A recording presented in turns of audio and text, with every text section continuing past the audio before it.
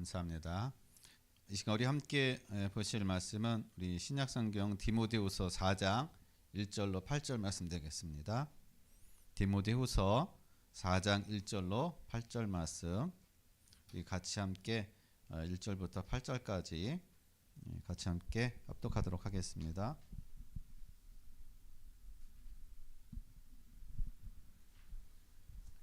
같이 합독합니다. 하나님 앞과 살아있는 자와 죽은 자를 심판하실 그리스도 예수 앞에서 그가 나타나실 것과 그의 나라를 두고 엄히 명하노니 너는 말씀을 전파하라. 때를 얻든지 못 얻든지 항상 힘쓰라. 범사에 오래 참음과 가르침으로 경책하며 경계하며 권하라. 때가 이르리니 사람이 바른 교훈을 받지 아니하며 기가 가려워서 자기의 사역을 따를 스승을 많이 두고 또 그 길을 진리에서 돌이켜 허탄한 이야기를 따르리라. 그러나 너는 모든 일에 신중하여 고난을 받으며 전도자의 일을 하며 내 직무를 다하라. 전제와 같이 내가 벌써 부어지고 나의 떠날 시각이 가까웠도다. 나는 선한 싸움을 싸우고 나의 달려갈 길을 마치고 믿음을 지켰으니 이제 후로는 나를 위하여 의의 멸관이 예비되었으므로 주 곧 의로우신 재판장이 그 날에 내게 주실 것이며 내게만 아니라 주의 나타나심을 사모하는 모든 자에게도니라. 아멘. 오늘 우리가 본문 말씀을 통해서 하나님이 우리에게 주시는 말씀이 전도자의 일입니다.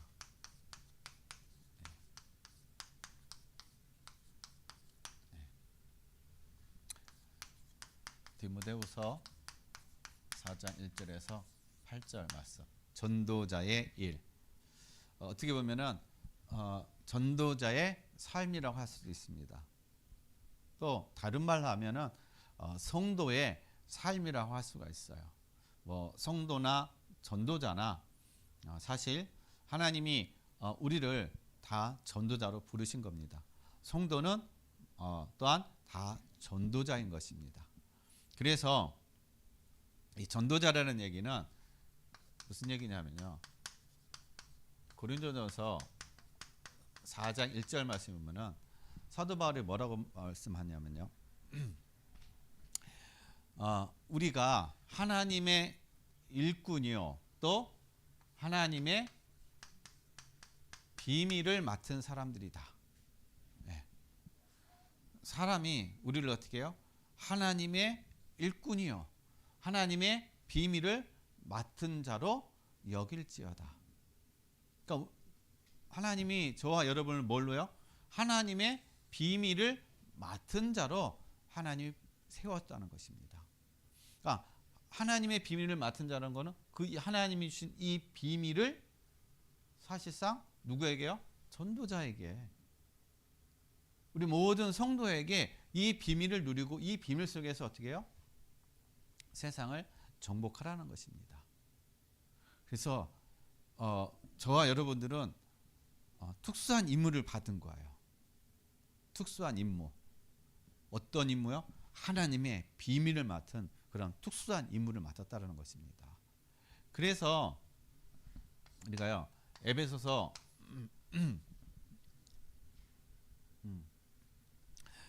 1장 18절 말씀 보면은 뭐라고 말씀하시죠? 하나님 우리를 어떻게 해요? 부르심의 소망.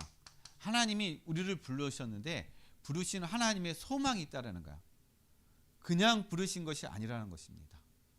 하나님께서 우리 모든 성도들을 부르신 소망이 있는데 그 소망이 뭐냐? 2장 8절에 어떻게 해요? 구원을 주시기 위해서 하나님 우리를 먼저 부르셨다라는 것입니다. 우리가 구원을 받아야 우리가 하나님의 생명이 있어야 이 비밀을 누릴 수가 있고 이 비밀을 가지고 하나님의 일꾼으로서 전도자의 삶을 우리가 살아갈 수가 있는 것이에요. 근데 이 구원이 없으면 비밀도 모르고 전도자의 삶도 살아갈 수가 없다라는 것입니다. 그래서 하나님께서 우리를 부르심의 이 소망이 바로 우리에게 구원을 주시고자 우리를 부르셨다라는 것입니다. 그래서 요한복음 15장 16절의 말씀에 보면은요, 예수님께서 너희가 나를 택한 것이 아니라 내가 너희를 택했느니라 라고 얘기하고 있어요. 여러분이 하나님을 택한 게 아니에요. 예수님을 택한 게 아니라는 겁니다. 오늘은 예수님을 한번 믿어볼까? 그래, 나 마음에 안 들어가지고 그냥 내일은 그냥 부처님이나 믿어볼까? 그게 된 거 아니라는 겁니다. 하나님의 부르심, 하나님께서 선택하시고 하나님께서 부르셨다라는 거예요. 우리가 택한 게 아니라는 것입니다. 내가 예수님 믿으려고 내가 택한 게 아니에요. 하나님께서 우리를 택하시고 부르셨다는 것입니다. 왜냐? 열매를 맺게 하기 위해서. 우리의 삶에 항상 열매를 맺게 하기 위해서 하나님이 우리를 부르시고 우리를 선택하신 거예요. 이거를 아셔야 돼요. 내가 하나님을 선택하고 내가 구원받기 위해서 하나님께 온 것이 아니라 하나님의 은혜로 말미암아 어떻게 해요? 하나님 우리를 선택하시고 우리를 부르셨다는 사실인 겁니다. 그렇다면 하나님이 우리 모든 성도님들을, 여기 있는 우리의 모든 성도들을 택하시고 부르셨다는 얘기는 거기에 뭐가 따르는 겁니까? 하나님의 전적인 책임을 지겠다는 것입니다. 하나님께서 우리 인생의 모든 것을 다 책임져 주시고 하나님께서 모든 걸 다 인도해 주시겠다는 거예요. 그것이 그 안에 담겨져 있다는 것입니다. 그래서 예수님께서 마지막에 승천하시기 전에 사도행전 1장 8절에 너희는 어떻게 해요? 성령을 받으라는 겁니다. 너희가 성령 충만을 받게 되면은 증인이 된다는 거예요. 그러니까 증인이 되게 하겠다. 너희가 증인 되려고 발버둥 치고 애쓸 필요가 없다는 것입니다. 성령 충만함을 누리게 되면은 증인이 되겠다는 것입니다. 왜 증인이 될 수 있느냐? 마태복음 28장 16절에서 20절 말씀은요. 하늘과 땅에 권세를 가지신 누구요? 이 예수님이 지금 성령으로 우리와 함께하고 계시기 때문에 하나님의 능력으로 역사하고 계시기 때문에 이 속에서 우리가 누리게 되면 어떤 역사가 일어나요? 하나님의 비밀을 맡은 자의 그런 삶의 그런 역사가 일어난다는 것입니다. 즉 전도자의 그런 삶을 누리는 삶이 되어져 간다라는 거예요. 그래서 하나님의 궁극적인 것은 하나님 우리를 어떻게 해요? 전도자로 부르셔서 하나님의 비밀을 맡은 걸 가지고 또 우리가 그리스도로 말미암아 구원을 받았기 때문에 또 우리가 또 나가서 어떻게 해요? 증인으로서 또 이 세상에 빛이 되게 하고 이 세상을 살리는 이 세상의 재앙과 저주를 막는 그러한 파수꾼이요 또 남은 자요 또 영적 의사로서 하나님이 저와 여러분을 부르시고 세우신 줄로 믿습니다. 그러면 우리가 전도자의 삶, 전도자의 일을 우리가 삶을 누리는데 어떻게 우리가 살아가야 전도자의 우리가 삶을 누릴 수가 있을까? 어떤 것이 전도자의 일일까? 첫 번째 우리가 알아야 될 게 뭐냐면요. 전도자라는 건요. 다른 게 아니에요. 하나님의 비밀을 맡은 자라는 건요. 다른 게 아니라 시대를 분별하는 겁니다. 여러분 시대를 분별할 수 있어야 되는 거예요. 시대를 분별할 수 있는 영적인 우리의 눈, 영적인 지혜가 있어야 된다는 겁니다. 왜 그러느냐? 요즘의 시대는요. 오늘 본문 말씀 3절에서 4절 말씀 보면은요. 뭐라고 얘기하고 있습니까? 3절 4절 때가 이르니 사람이 바른 교훈을 받지 아니하며 귀가 가려워서 자기의 사욕을 따를 스승을 많이 두고 라고 얘기하고 있습니다. 자, 그러면서 디모데후서 왜 우리가 시대를 분별해야 되느냐? 지금 우리가 살고 있는 시대는 어떤 시대냐? 디모데후서 3장 1절 말씀을 마지막 때 고통이 따른다. 고통의 때가 온다라는 거예요. 사람이 고통하고 있다는 겁니다. 지금 많은 사람들이 지금 힘들어하고 있어요. 고통하고 있어요. 사람들이 왜 고통하고 왜 힘들어할까요? 디모데후서 3장 1절로 13절 말씀 보면요. 거기에 뭐라고 얘기하고 있느냐. 사람들이 자기를 사랑해요. 그러니까 자기 사랑. 다 내 이주인 거야. 내 마음에 들어야 되는 겁니다. 내 마음에 안 들면은 다 노예예요, 노. 내 마음에 모든 것이 들고 내 이주고 내 어떤 생각이고 내 어떤 그런 마음이고 내가 하고 싶은 다 어때요? 자기 이주, 자기 사랑에 지금 다 빠져 있다라는 것입니다. 지금 세상에 다 그래요. 다 자기 사랑에, 다 자기 이주예요. 자기만 좋으면 되는 겁니다. 남 옆에 있는 사람, 단체 그거 생각 안 해요. 내 유익만 위해서 살아가는 지금의 이런 시대인가요? 왜 자기 사랑만 하고 있어요?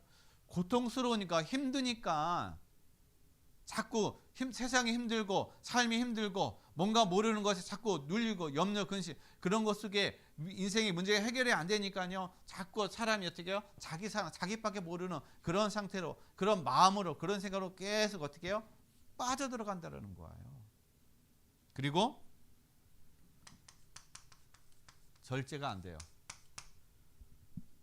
요즘 보세요. 사람들이 절제가 돼요? 절제가 안 되잖아요. 마음에 안 들면 어떻게 해요? 그냥 팍 그냥 사건 터뜨리고 옆에 사람 그냥 폭행하고 아무도 전혀 관계도 없는 사람은 어떻게 해요? 폭행하고 때로는 죽이기도 하고. 왜요? 절제가 안 되는 거예요. 절제하는 힘이 없는 겁니다. 그 마음과 생각이 어떻게 고통 속에 있는 거예요. 그러니까 그런 것을 어떻게 해요? 그냥 만나는 상대 그 누가 됐던 간에 그 만나는 상대에게 그 모든 것들을 다 화풀이 해버리는 겁니다. 그리고 삶에 규모가 없어요. 절제가 안 되어진다는 겁니다. 되는 대로 그냥 살아가는 그런 인생, 그런 삶이라는 거예요. 그리고 조급하다는 겁니다. 왜 사람이 조급할까요? 여유가 없기 때문에 조급한 거예요. 지금 많은 사람들이 마음에 여유가 없습니다. 너무 조급한 거야. 조급하다 보니까 자꾸 실수하게 되고 그 실수를 또 만회하려고 또 하다 보니까 또 실수가 되어지는 거고. 그러니까는 계속 어떻게 해요? 실수에 실수를 거듭하고 하다 보니까는 계속 나락으로 떨어져 버리는 거예요. 여러분, 내가 실수했으면은 그 실수를 어떻게 만회하려고 내가 어떤 잔머리 굴려고 하게 되면은 오히려 더 깊은 나락으로 빠져듭니다. 그때는 나 버려야 돼요, 그냥. 뭔가 하려고 애쓰면 애쓸수록에 더 꼬여간다라는 겁니다. 그래서 이 사람들이 이러한 삶이 되다 보니까요. 뭐가 없느냐? 감사가 없습니다. 감사가 없는 거예요. 사람의 영적인 상태, 영적으로 힘들고 시달리는 사람들 뭐가 없느냐? 감사가 없어요. 모든 게 다 원망, 불평, 다 남 탓하고 바로 이 시대의 삶이라는 거예요. 우리는 이 시대에 왜 이렇게 고통받고 있는가? 왜 사람들이 이런 자기사랑 절제하지 못하고 조급하고 왜 감사가 없고 왜 그러는가? 여러분 이 시대를 분별해야 된다는 거예요.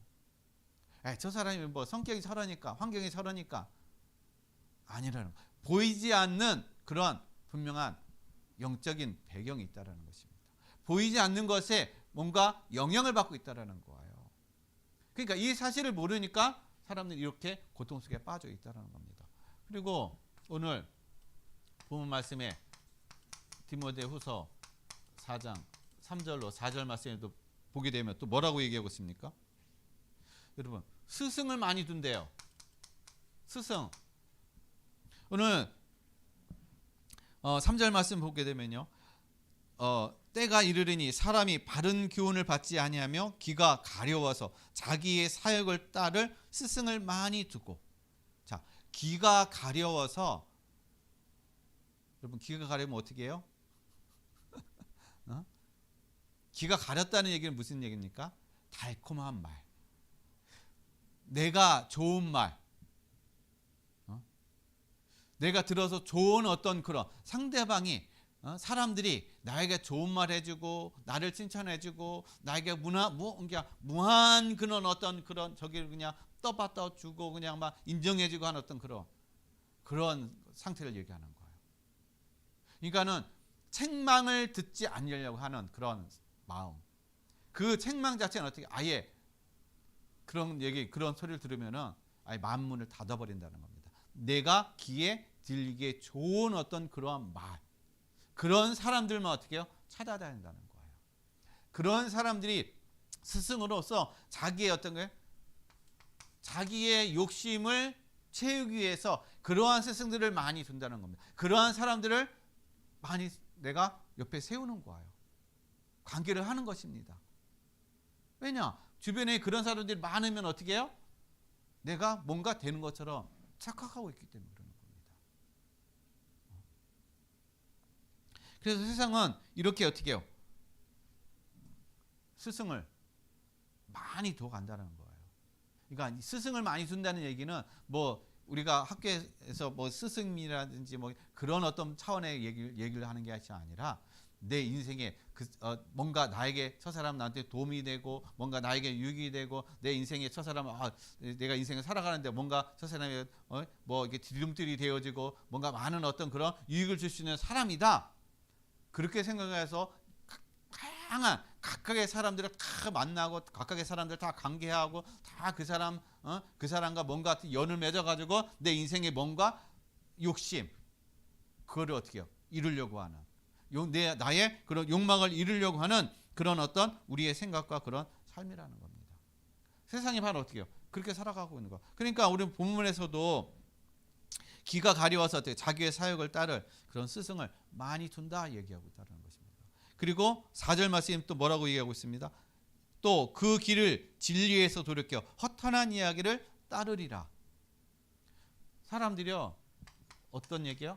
허탄한 이야기를 따라간다는 거예요. 즉 허탄한 이야기를 따라간다는 것은 바른 교훈을 받지 않는다는 겁니다.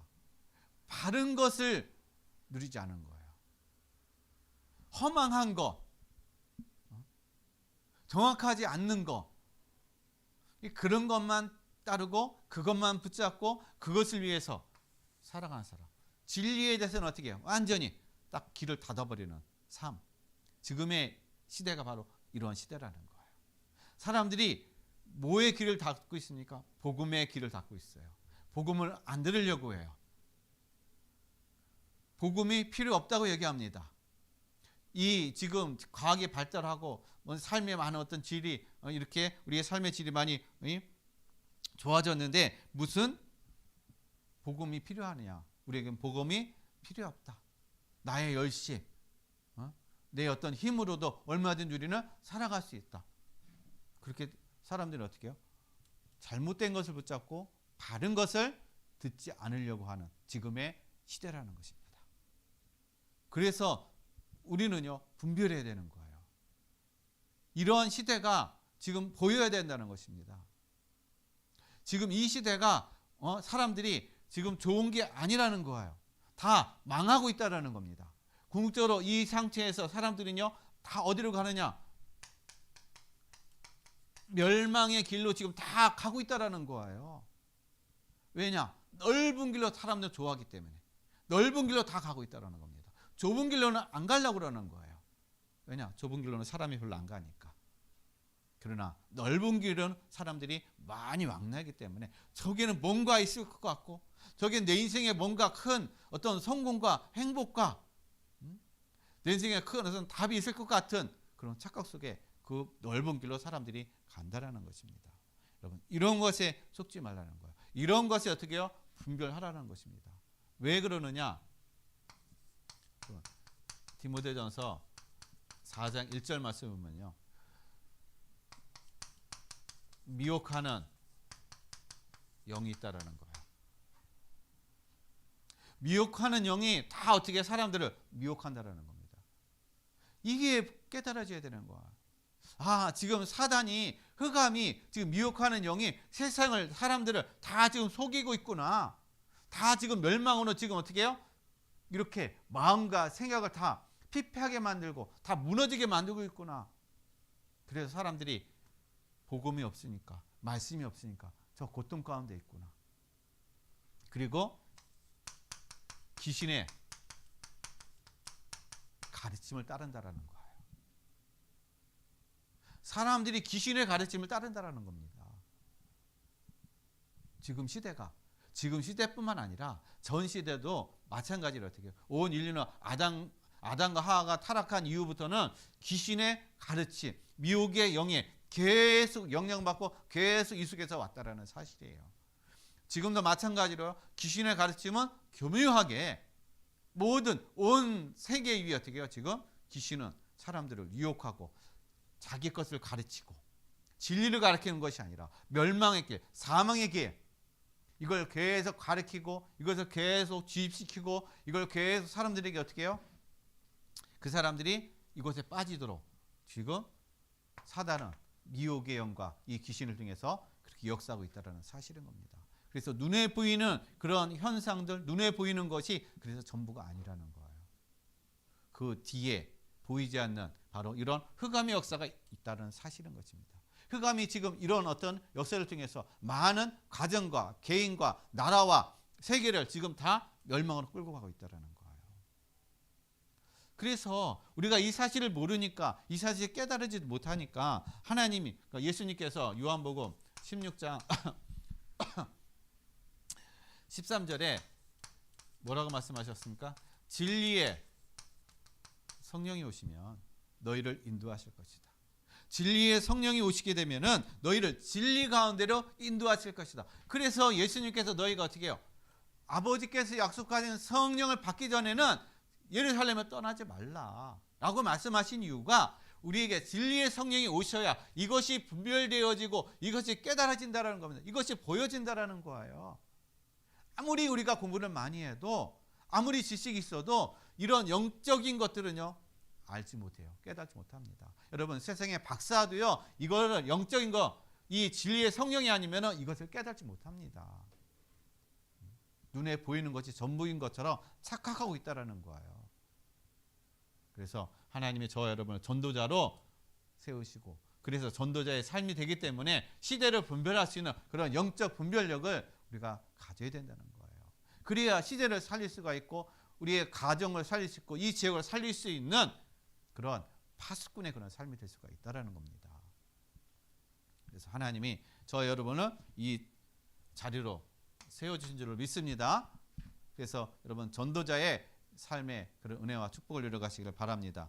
그 다음에 두 번째요. 전도자의 일이란 뭐냐? 24시 말씀 속에 있는 거예요. 24시 말씀 속에 있는 삶이 어떻게 해요? 전도자의 삶이라는 겁니다. 전도자의 일이라는 거예요. 우리는 하나님의 말씀 안에 있어야 됩니다. 우리는 하나님의 말씀 속에서 우리는 어떻게 해요? 인도를 받아야 되는 거예요. 그럼 왜 하나님의 말씀이 중요하냐? 여러분, 왜 전도자가 왜 말씀 속에 있어야 되느냐? 하나님의 말씀의 능력을 알기 때문에 그러는 거예요. 하나님의 말씀의 능력을 아는 사람은 말씀 24시 말씀 속에 있다라는 겁니다. 근데 하나님의 말씀이 능력을 내가 체험하지 못하면, 이 말씀의 능력을 내가 믿지 못하면요, 말씀은 그냥 지식이 되는 거예요.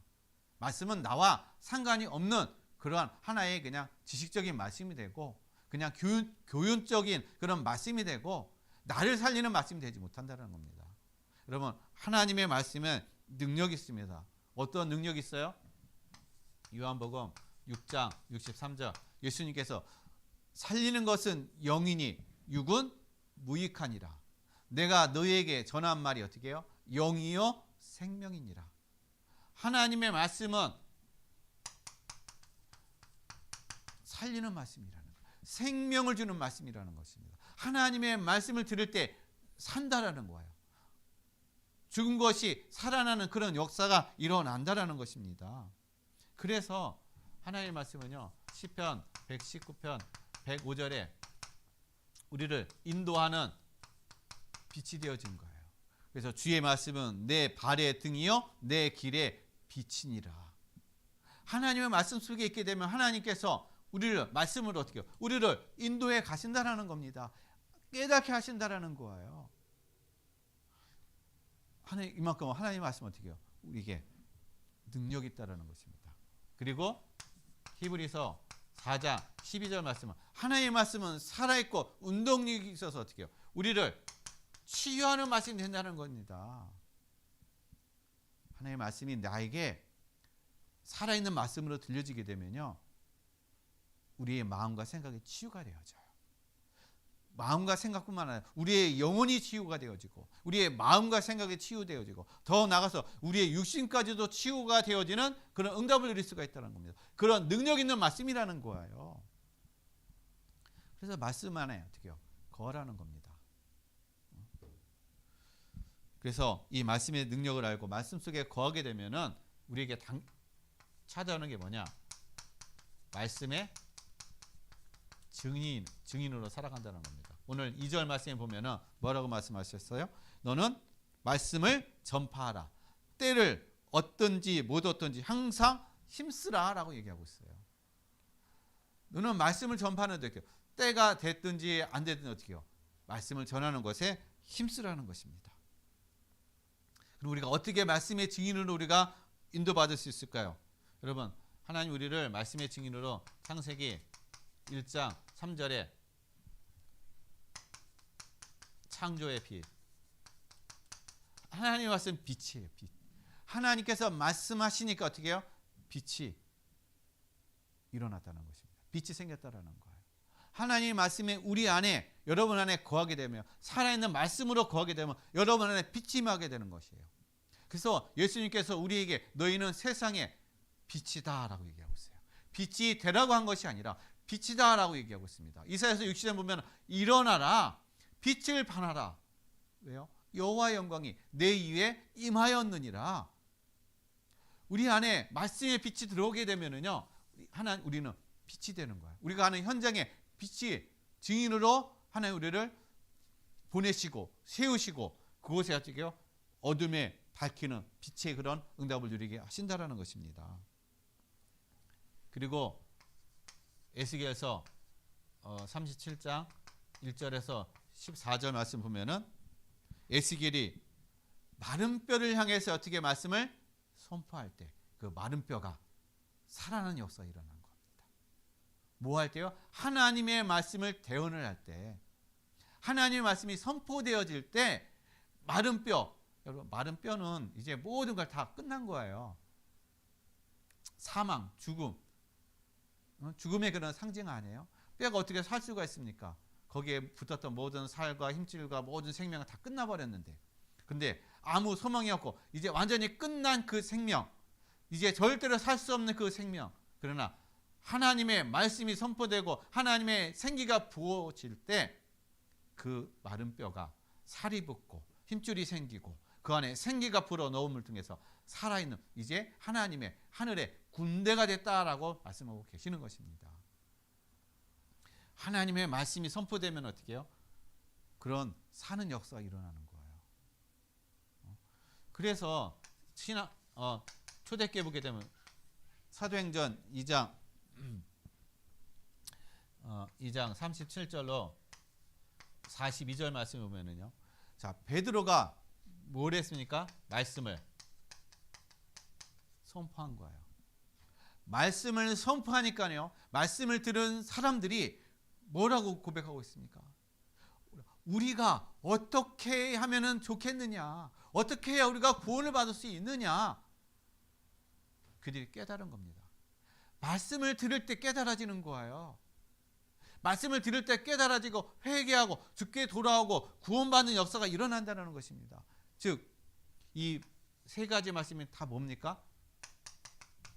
다른 게 아니에요. 가서 애원하는 게 아니에요. 야, 한번 좀 말씀 들어봐. 가가지고 그냥 막 어떻게든지 말씀을 저기 하려고 막 그냥 우리가 애원하고 막 이렇게 하는 게 아니라는 겁니다. 말씀 선포해, 선포. 하나님께서 빛이 있으라 하니까 어떻게 해요? 빛이 있었습니다. 에스겔 선지자에게 말씀을 대언하라 했을 때 어떻게 말씀을 대언할 때 마른 뼈가 살아난 역사가 일어났어요. 베드로가 많은 사람 앞에서 말씀을 선포했다라는 겁니다. 그럴 때 그들이 깨닫고 회개하고 주께로 돌아오는 구원 얻는 그런 역사가 일어나는 겁니다. 그래서 말씀은 선포하는 거예요. 말씀은 그 사람에게 마치는 게 아닙니다. 사람에게 마치는 게 아니에요. 말씀은 선포예요. 우리가 믿음을 가지고 말씀을 선포할 때 그 말씀은 살아 역사하고 치유가 일어나고 하나님의 능력이 나타나는 그런 말씀의 참된 증인의 응답과 축복을 누리게 될 줄로 믿습니다. 그래서 하나님이 저와 여러분을 어떻게 해요? 말씀의 증인으로 하나님 우리를 세워주신 거예요. 그래서 때를 어떤지 못 어떤지 어떻게 해요? 말씀을 증거하는 거예요. 우리가 힘쓰라라고 오늘 말씀하고 계시는 것입니다. 이 얘기는 우리가 24시 말씀 속에 있을 때, 말씀의 인도함 받을 때 그러한 하나님의 증인의 그러한 삶을 누릴 수가 있습니다. 그러면 세 번째, 왜 우리가 24시 말씀 속에 있어야 됩니까? 사단의 유혹이 뭘로 옵니까? 말씀으로 와요. 사단도요, 동일하게 하나님의 말씀을 교묘하게 아담과 하와를 속여가지고 말씀을 속여가지고 하나님의 말씀에 불순종하게 만드는 것처럼 사단도 지금 이 시대에도 교묘하게 어떻게 하나님의 말씀을 가장해서 우리를 유혹하고 우리를 속이고 있다는 겁니다. 그래서 우리가 말씀 속에 있지 않으면, 말씀 속에 우리가 거하지 않으면 사단에게 늘 당하는 거예요. 사단에게 늘 속는 거라는 것입니다.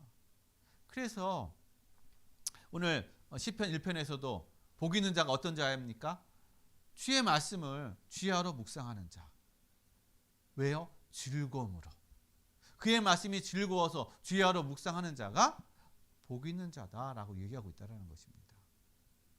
그러면 왜 사단은 어떻게 유혹합니까? 마태복음 4장에 보면 예수님을 사단이 유혹을 했어요. 뭘 가지고 유혹했어요? 교묘하게 의식주. 예수님이 금식하셨죠. 40일간 금식하시고 이제 금식이 끝나니까는 얼마나 많이 배고프겠어요. 그럴 때 사단이 딱 와가지고 예수님한테 이 돌덩이가 한번 떡이 되게 해봐라. 돌이 너가 하나님의 아들이면은 돌이 떡덩이가 되게 해봐라. 그랬을 때 우리는 아마 바로 떡이 되게 만들었을 거예요. 그러나 예수님께서는요, 마태복음 4장 4절에 말씀으로 어떻게 해요? 사단을 물리쳤다는 거예요. 말씀을 가지고 사단을 대적했다는 것입니다. 사람이 떡으로만 할 것이 아니라 하나님의 입에서 나오는 말씀으로 살아가느니라. 우리 사람은요, 떡으로 사는 게 아니에요. 하나님의 말씀으로 우리가 살아가는 것입니다. 아, 그럼 우리는 먹지 말아야 되는 건가요? 그 얘기를 하는 것이 아니라 육신의 어떤 그런 우리의 음식, 그걸 먹지 말라는 것이 아니라는 겁니다. 그게 전혀 필요 없다는 얘기가 아닌 거예요. 우선순위가 우리에게 있어서 하나님의 말씀이 어떻게 우선이라는 것입니다. 왜냐? 그 말씀 안에서 모든 것이 나오기 때문에. 왜 우리가 넘어집니까? 말씀이 없고 의식주가 우선이 되다 보니까는 그러니까 계속 속는 거예요. 이거에 하나님 말씀보다 이게 우선이 되니까 사단이 계속 이걸 가지고 유혹하고 이걸 가지고 속이고 이걸 가지고 계속 우리에게 어떻게 해요? 넘어지는 걸림돌을 만들어 버리니까 내가 말씀이 없으니까 이것에 넘어지고 이것에 모든 걸 다 빼앗겨 버리고 뭔가 의식적으로 해결되는 것 같은데 해결이 안 되고 오히려 또 다른 걱정과 또 다른 것을 내가 강구하고 하는 어떤 그런 우리의 삶, 그렇게 되어져 간다라는 것입니다. 그래서 말씀이 있을 때 우리는 사람은 말씀이 하나님의 말씀을 가지고 우리가 있을 때, 말씀 안에 있을 때 이러한 것들이 우리가 넉넉히 그렇게 크게 우리 인생에 중요하게 여겨지지 않는구나, 그렇게 깨달아지는 거예요. 그리고 또 뭡니까? 불신앙인 거예요. 사단은 우리에게 뭘 심어주냐? 불신앙. 그래서 하나님의 말씀을 모르면 우리는 계속 불신앙하는 거예요. 어떻게 해요? 마태복음 4장 7절. 예수님을 성전 꼭대기에 세워놓고서 한번 뛰어내려 봐라. 네가 하나님의 아들이면 한번 성전에서 어떻게 해요? 뛰어내려 봐라. 그러면 천사가 와가지고 땅에 닿기 전에, 발이 땅에 닿기 전에 천사가 너를 붙잡아 줄 거다. 그렇게 얘기하고 있어요. 그러니까 예수님께서 뭐라고 얘기합니까? 주 너희 하나님은 시험하지 말라. 하나님 시험하지 말라는 거예요. 하나님 그런 하나님이 아니라는 것입니다. 즉 우리에게 뭘 갖다줘요? 사단은 불신앙. 불신앙. 정말 하나님이 내 기도에 응답해 주시나? 정말 이 사건을 하나님이 해결해 주시나? 정말 나의 모든 것에 하나님께서 나를 책임져 주시고 저기 하나?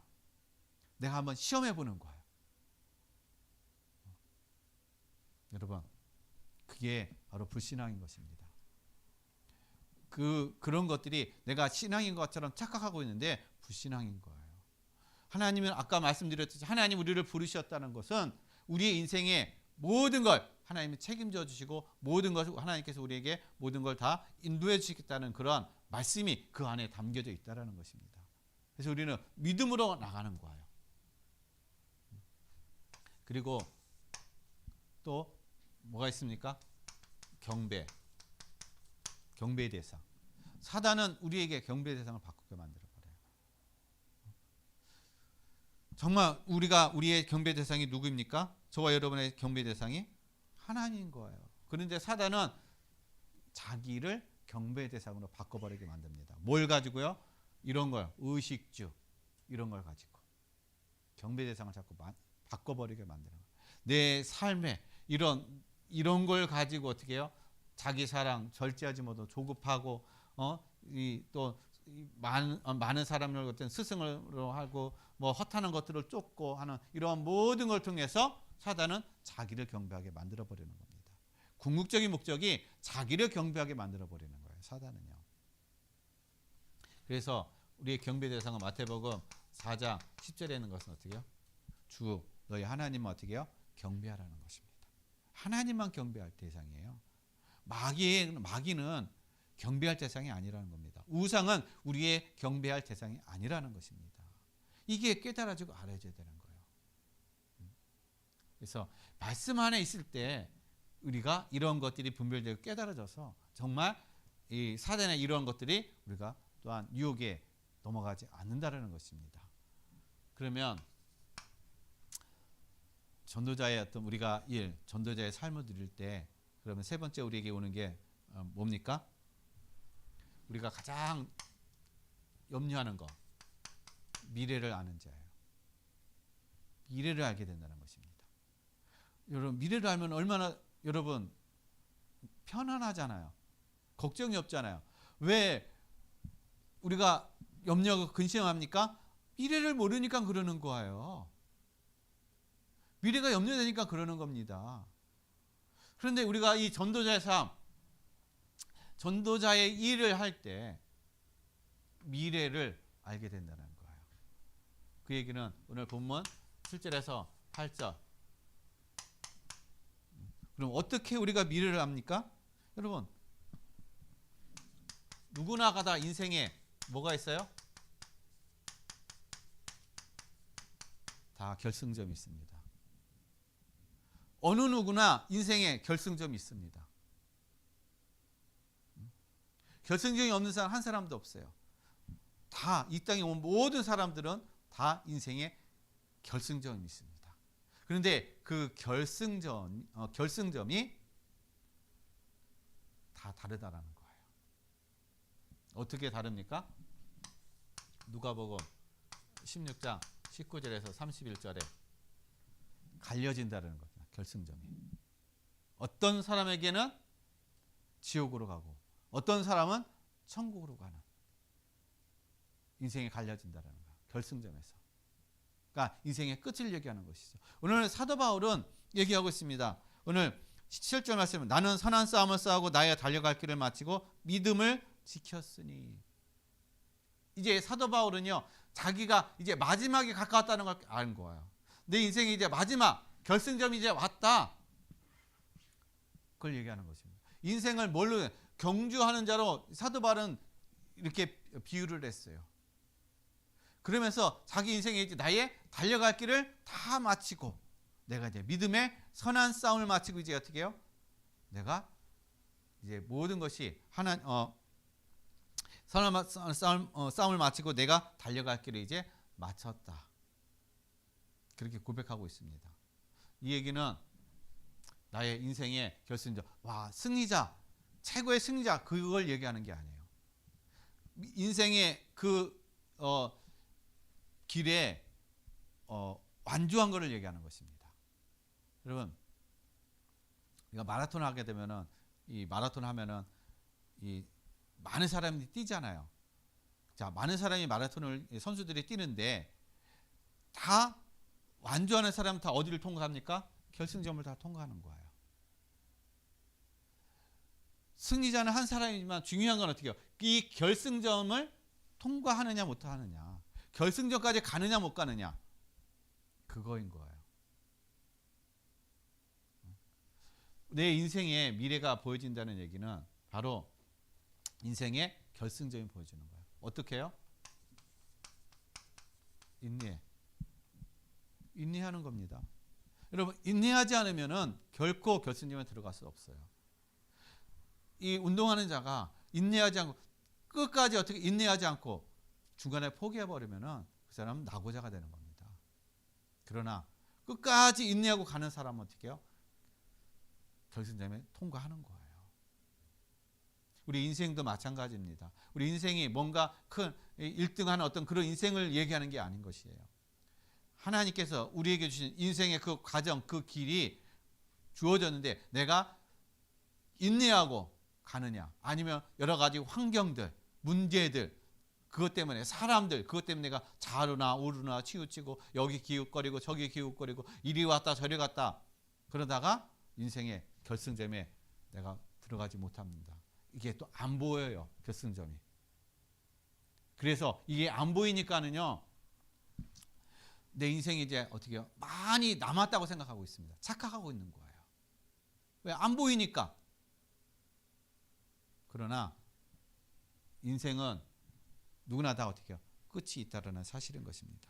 그래서 사도 바울은 히브리서 12장 1절에 뭐라고 말씀하냐? 무거운 것과 얽매이기 쉬운 죄를 벗어버려라. 무거운 것과 얽매이기 쉬운 죄를 어떻게 해요? 벗어버리라는 겁니다. 여러분, 우리가 경기하는 자가 무거운 것을 짐을 지고서나 경기를 할 수 있어요? 제대로 경기 못한다라는 거예요. 짐을 가볍게, 몸을 가볍게 하고서는 어떻게 해요? 뛰어야 된다는 것입니다. 우리 인생도 마찬가지예요. 우리 인생에 무거운 거, 짐을, 재짐, 그런 것들을 다 벗어버리고 가벼운 마음으로 우리가 가야 인내하면서 결승점에 들어가는 그런 삶이 될 수가 있다는 거예요. 그래서 여러분 안에 있는 그 무거운 짐들 다 벗어버리라는 거예요. 얽매이기 쉬운 것들, 여러분 인생에 걸림돌이 되는 것들, 그거 다 벗어버리라는 것입니다. 그래야 할 때 우리에게 뭐가 주어집니까? 의의 면류관이 주어진다는 거예요. 의의 면류관. 이게 사도 바울이 보인 겁니다. 아, 내가 이제 마지막, 인생의 마지막에 다 왔고, 이제 하나님께서 내가 하나님께 가면은 하나님이 나에게 이제 의의 면류관을 어떻게 해요? 주시는구나. 이것이 확신되어지는 거예요. 그러니까 이게 하나님이 나에게 주신 이 면류관이 확신되어지니까, 이게 보여지니까 인내가 되어지는 겁니다. 왜냐? 하나님의 상급이 보여지니까. 이거 받을 것이 보여지니까, 확신되어지니까 인내가 되어지는 거. 근데 확신이 없으면 어떻게 해요? 인내가 할 수 없는 거예요. 내가 이거 인내해가지고 과연 하나님 앞에서 내가 상급을 받을 수 있을까 없을까? 면류관을 받을 수 있을까 없을까? 받지 못하면 어떡하지? 여러분, 그러면 인내하지 못합니다. 그러면 계속 어떻게 사단의 이런 유혹에, 속임에 계속 넘어간다는 거예요. 그래서 이 의의 면류관은 어떤 자가 받습니까? 믿음을 지키는 자. 의의 면류관은 믿음을 끝까지 어떻게 해요? 지키고 믿음으로 의롭게 된 자만이 어떻게 해요? 이 면류관을 얻는다라는 것입니다. 그리고 의의 면류관을 얻는다는 얘기는 에베소서 2장 6절에 보좌의 축복을 누리는 걸 얘기하는 거예요. 그리스도와 함께 보좌에 함께 안침을 받는 그러한 상태라는 것입니다. 그걸 얘기하는 거예요. 그리고 그것뿐만 아니라 여러분, 사모하는 모든 자에게도 하나님께서 이 면류관을 주실 것이다. 뭐라는 겁니까? 내 옆에 있는 사람, 내 주변에 있는 사람, 이 말씀 안에서 함께 동역하고 함께 가는 그런 모든 동역자들이 어떻게 해요? 함께 이 의의 면류관을 받을 것을 어떻게 해요? 확신하고 안 거예요. 이런 어떤 우리의 미래까지도 아는, 미래까지도 보여지는 그런 어떤 삶이라는 것입니다. 그래서 전도자는요, 과거, 현재, 미래 그 모든 걸 누리는 자를 얘기하는 거예요. 그래서 우리 모든 성도님들이 정말 전도자의 그런 일, 즉 전도자의 삶을 온전히 누리시기를 바랍니다. 그러면 결론을 말씀드립니다. 오늘 본문 말씀에 5절 말씀 보면은 이렇게 얘기하고 있습니다. 그러나 너는 모든 일에 신중하여 고난을 받으며 라고 얘기했어요. 고난을 받으라는 겁니다. 여러분, 전도자는 뭘 받아요? 고난이 따른다라는 겁니다. 고난 없이는 상급이 없어요. 고난 없이는 영광이 없다라는 것입니다. 그리스도도 고난을 통해서 영광을 받으신 거예요. 저와 여러분도 마찬가지입니다. 고난이 통과돼야 영광이 따라온다라는 거예요. 그럼 아유, 고난을 어떻게 받나? 여러분, 우리가 생각하는 그런, 여러분이 생각하는 그런 고난은 아니에요. 물론 고난은 다 각각 어떤 환경과 그런 상황에 따라 다 다른 어떤 고난으로 여겨지지만은, 우리가 여기서 성경에서 얘기하는 고난은요, 다른 게 아니에요. 우리가 이 시대를 분별하면서 이 시대가 보여야 뭐가 보입니까? 디모데 후서 3장 5절에 있는 말씀처럼 경건의 모양은 있는데 경건의 능력을 부인하는 자들에게서 뭐하라? 돌아서라. 그들을 따라가지 말라라는 거예요. 고난이란 세상의 이런 세상의 방법과 세상의 원리와 세상의 어떤 그러한 것들을 따라가는 자가 아니라는 것입니다. 분별되어서 여기서 돌아서는 자를 얘기하는 것입니다. 그러니까 당연히 어떻게 해요? 우리 고난이라고 얘기하는 거예요. 그래서 여러분, 거기서 돌아서라는 것입니다. 그들을 따라가지 말라는 거예요.